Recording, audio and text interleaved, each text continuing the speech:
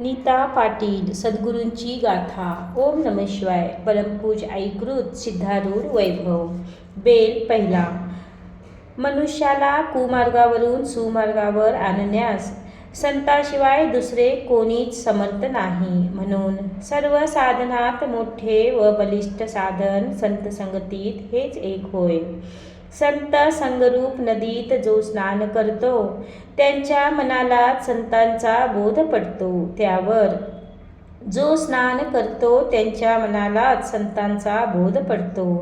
त्यावर संतांच्या मार्गदर्शनानुसार चिकाटीने अभ्यास करणे त्याला साधते. त्यामुळे सत्वर तो दुःखमुक्त होतो, म्हणजे परिपूर्ण सुखी होतो.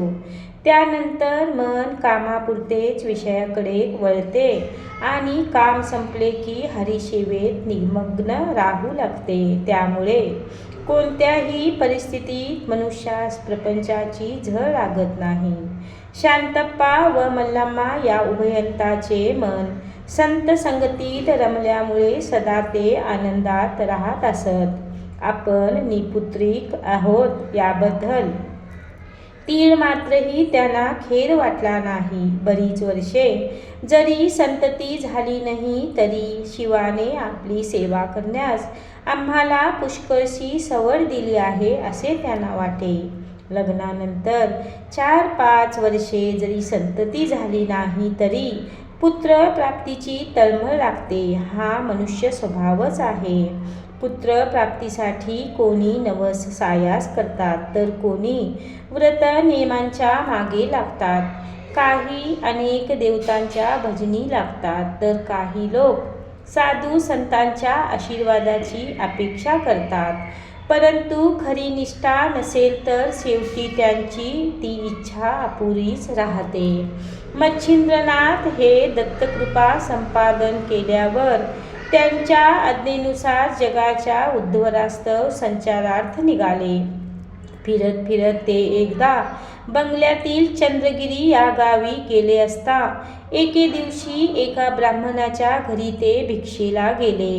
अनेक व्रते नियम दान धर्म सर्व काही करूनही अद्याप आपली पुत्रप्राप्तीची इच्छा सफल झाली नाही. म्हणून उदास झालेली ब्राह्मण स्त्री त्यांच्या झोळीत भिक्षा घालण्याकरिता आली. इतक्यात निपुत्रिकाची भिक्षा मी घेत नाही असे ते एकदम म्हणाले. तेव्हा ज्या अर्थी त्यांनी मला ओळखले त्या अर्थी हे दैवीगुण संपन्न मनुष्य असावेत. यांच्या कृपेकरून आपले मनोरथ खास पूर्ण होतील असे तिला वाटले. लगेच तिने आपले मनोगत त्यांच्या पुढे व्यक्त केले. तेव्हा करुणामय मच्छिंद्रनाथांनी तिला एक चिमूटभर भस्म देऊन दृढ श्रद्धेने तू हे भस्म सेवन कर असे तुला सांगितले. तुला मुलगा होईल. 12 वर्षानंतर पुन्हा मी इकडे येईन आणि तपश्चर्या करविण्यासाठी त्याला घेऊन जाईन असे सांगून ते तेथून निघाले. ब्राह्मण पत्नीने तो अंगारा लगेच सेवन न करता तसाच हातात ठेवून ती आपल्या मैत्रिणीकडे गेली आणि तिने घडलेली सर्व हकीकत तिला सांगितली. तेव्हा मैत्रीण म्हणाली, अशा विभूतीने कुठे मुले होत असतात काय?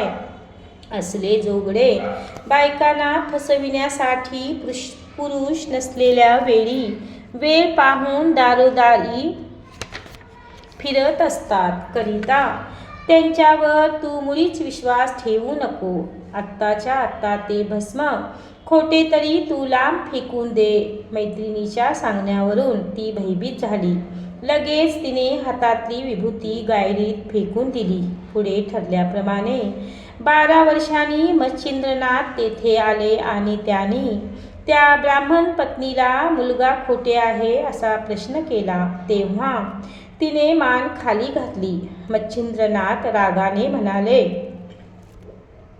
माझ्या अमोलिक अंगारात टाकलास खोटे ते सांग. तुम्ही लोक कपाळकरंटे आहात. देवाने दिले तरी घेण्याची बुद्धी होत नाही तुम्हाला. तेव्हा ती भयभीत होऊन थरथर कापू लागली. तिने गायरीकडे बोट केले.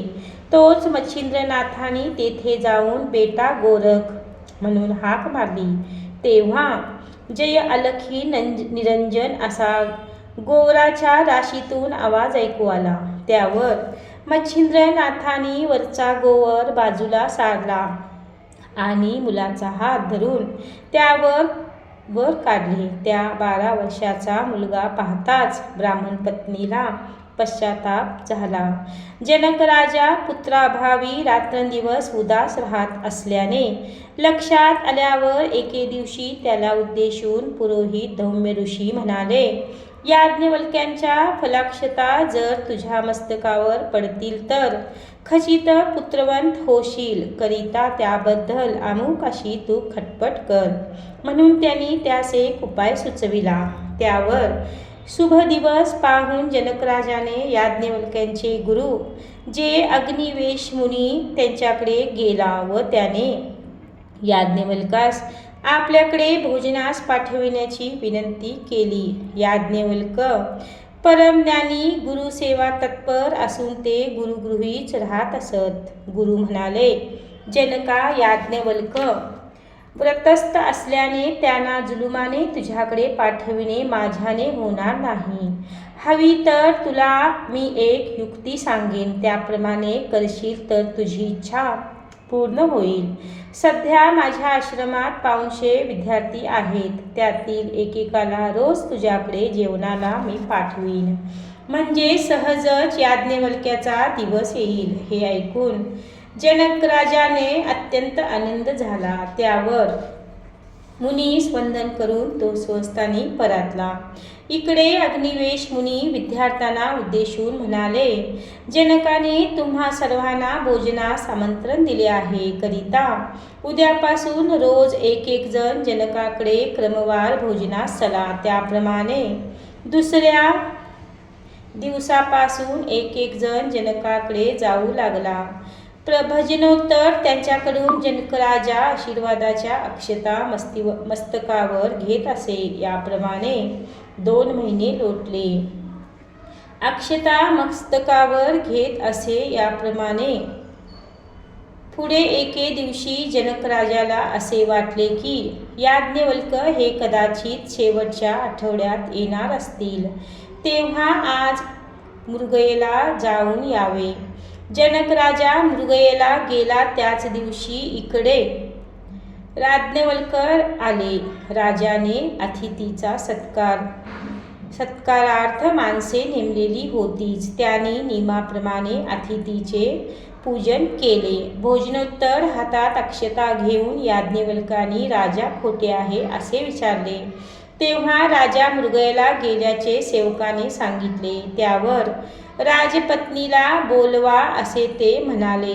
राणी साहेब 3 दिवसाच्या अडचणीत आहेत असे दासीने कळविले. तेव्हा शयनगृहाबद्दल चौकशी करून याज्ञवल्कांनी चटकन शयनगृहात गेले आणि त्यांनी पलंगावर अक्षता टाकल्या. त्यावर याज्ञवल्क तेथून परतले. जनकराजा मृग येऊन आल्यावर याज्ञवल्क येऊन गेल्याचा वृत्तांत त्यांना सेवकाकडून कळाला. त्या समयी राजाला फारच वाईट वाटले. भोजनोत्तर जेव्हा राजा शयनगृहात गेला तेव्हा त्याला लाकडाच्या पलंगाला पालवी फुटलेली दिसली. ते पाहून राजा खिन्न होऊन म्हणाला, ज्यांच्या समर्थाने शुल्क काष्टाला देखील पालवी फुटली, त्यांच्या कृपेने खरोखर आपली इच्छा सफल होणार नव्हती का? परंतु माझे दुर्दैव मला आडवे आले. त्यामुळे मृगयेला जाण्याची मला बुद्धी आली आणि तुलाही अडचण आली असे तू जनकराजाला पश्चाताप पावला. शांतप्पा मल्लम्मा हे उभयता मात्र आपले लक्ष कोठेच आजूबाजूला जाऊ न देता एकनिष्ठेने शिवाराधना करीत राहिले. त्यामुळे त्यांच्या सेवेची पूर्तता होताच देवाने त्यांची इच्छा पुरविली. त्यांना 3 पुत्र झाले. पहिला मुलाचे वृद्धाप्पा, दुसऱ्या मध्वाप्पा व तिसऱ्याचे सिद्धाप्पा असे त्यांची नावे होत. सिद्धाप्पाचा जन्म शके 1758 दुर्मुख नाम संवत्सरी चैत्र शुद्ध नवमी या शुभ दिवशी 2 प्रहरी 12 वाजता झाला. हेच सिद्धापाठ सध्या सिद्धारूढ महाराज या नावाने प्रचलित आहेत. श्री सद्गुरू